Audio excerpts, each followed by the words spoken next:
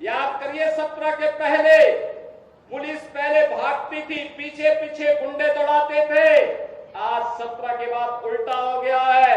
अब गुंडा और माफिया भाग रहा है, पुलिस उसको दौड़ा रही है। और अगर उसने कहीं कोई दुस्साहस किया तो फिर वहीं पे राम नाम सत्य है, यह भी तय हो जाता है। बहनों और भाइयों, सरकार चलाने के लिए जज्बा चाहिए। सरकार चलाने के लिए दिल भी चाहिए और दिमाग भी चाहिए। सत्ता वरासत में मिल सकती है, बुद्धि वरासत में नहीं मिलती है। दिमाग भी वरासत में नहीं मिलता है।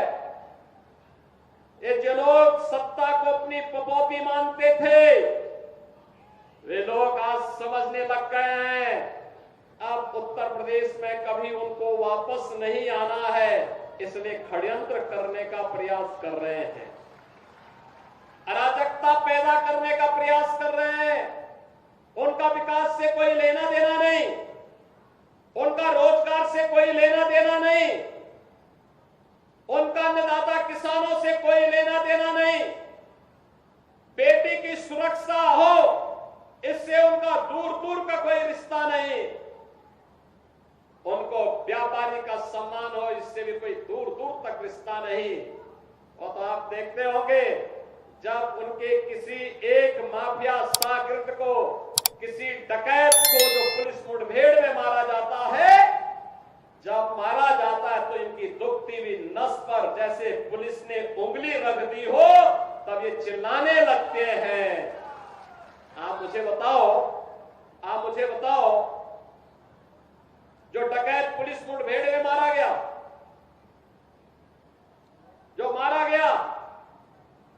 अगर वह डकैत जैसे हथियारों का प्रदर्शन करते हुए डकैती डाल रहा है, वहां ग्राहक भी बैठे हैं, ग्राहकों को खड़ा करके एक तरफ करके अगर गोली मार देता तो क्या उनकी जान को ये समाजवादी पार्टी वापस कर पाती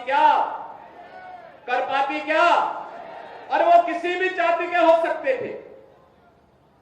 ग्राहक वो यादव भी हो सकता था, दलित भी हो सकता था, किसी भी जाति का हो सकता था, क्योंकि किसी को बेटी की शादी करनी होती है, किसी को कोई विदाई में कोई जेवर देना होता है।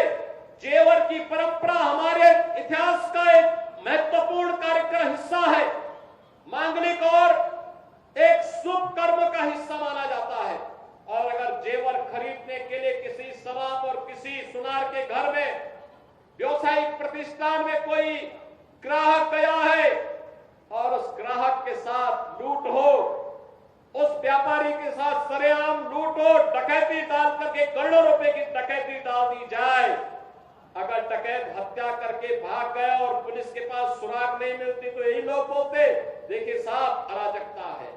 और अगर पुलिस ने पकड़ लिया, कार्रवाई कर दी और फिर मुठभेड़ में, आपसी मुठभेड़ में डकैत मारा जा रहा है, तो समाजवादी पार्टी को बुरा लग रहा है, कह रहे साहब ये नहीं होना चाहिए था। तो क्या होना चाहिए था? पूछना चाहिए।